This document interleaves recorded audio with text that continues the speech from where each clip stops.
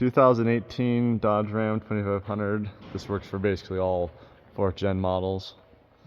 We're gonna be doing brake pad replacement. So the fronts on these are actually pretty good. I normally would not replace them, but since I'm doing the rears, I'm just gonna do the fronts as well. But this shows these pads are pretty good. I'm at 96,000 miles. And then this side is also fine. If it gets worn down to the end of the V here, that usually means you need to replace them. But on the rears, my inner rears definitely need to be replaced. If you notice how a little bit of brake pad is left there. This side's not terrible, but this inner side is shot. And I'm wondering if I might have some seizing going on in the slide caliper here. But I'm gonna show you how to replace the rears, and it's the exact same for the fronts. Start off with, you got a 21 millimeter, and then we're gonna wanna take off this bolt and then that lower bolt down there, and now we'll take the whole brake assembly off. And you're also gonna wanna have a wire handy. So I usually kind of get this wired up and ready, so then you don't wanna, once you take it off, you wanna wire it up so you're not putting any pressure on the brake line here. Okay, once you got it hung up and kind of have it resting here, and there's no pressure on the brake line or anything. I have this just for safety so it does fall. It's not gonna fall, have all the weight on the brake line.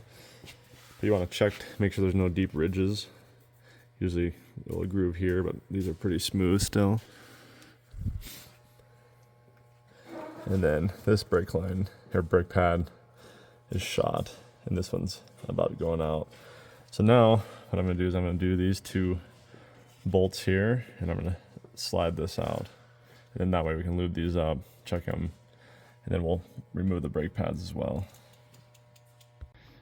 So to collapse the pistons, you can just use a C-clamp on these double pistons and just put it there. And then on the old brake pad, you don't want to use on the new ones. Just slowly squeeze it all the way in. You don't need a fancy tool, just a regular old C-clamp works. After you got those 2 smaller nuts out, or bolts out, they were 13 mil. You can take the slide out, just like that.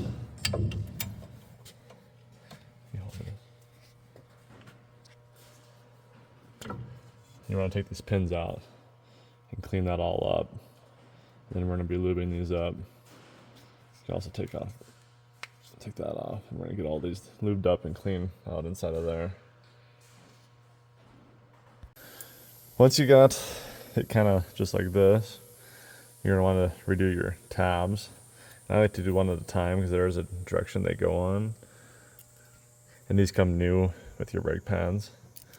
If you notice how that clip is indented like that, you just want to match it just like that. And then this side goes on the inside, but you can just basically pop these off.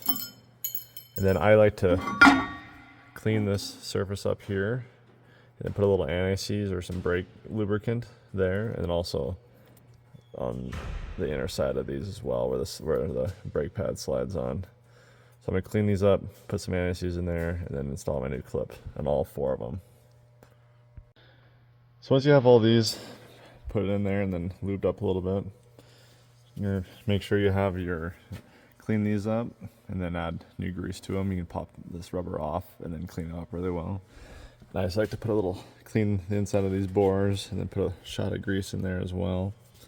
And then the brake pads basically slide on just like this. So you want to put your grease pins in and then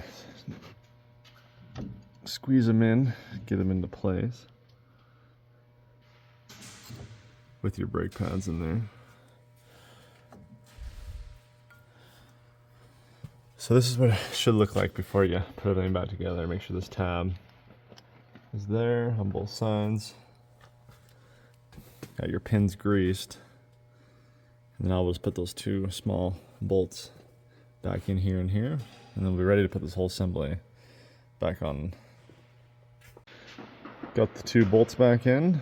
And then basically undid my safety wire here. And we're going to take the whole brake assembly and put it right back on.